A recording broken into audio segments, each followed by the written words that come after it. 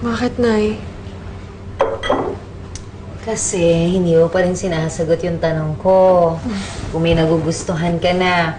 Naku, Des, anak, kilalang kilala kita. Alam ko kung may tinatago ka sa akin. Nay, naniniwala ba kayo sa love at first sight? Kwento kasi nung lola ni Daday, kapag naranasan mo daw yung love at first sight, ibig sabihin, hanap mo yung soulmate mo. Hindi yata ako nagpapaniwala dyan sa mga love at first sight na yan. Pero, Tess, anak, naniniwala ako sa... Minsan, sa unang kita mo pa lang sa isang tao, may attraction ka na sa kanya. Pero hindi ibig sabihin na mahal mo na siya agad. Dahil ang pagmamahal, pinag-uukulan niya ng panahon para mag-develop. Teka, bakit ba naman naitanong? Bakit?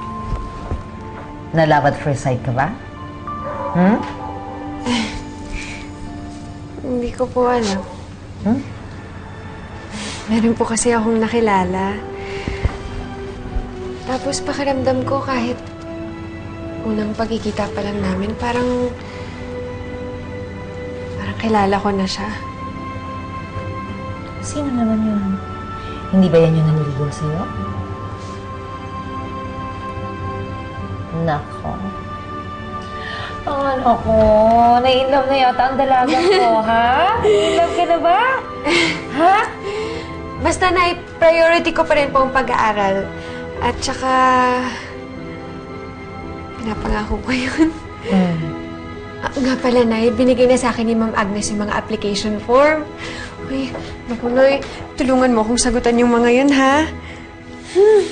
Pangako, Nay, kapag ako nakapasok sa university, mag-aaral akong mabuti. Hindi ko sasayangin yung pagkakataong ibinigay sa akin ni Madam Agnes. Ay...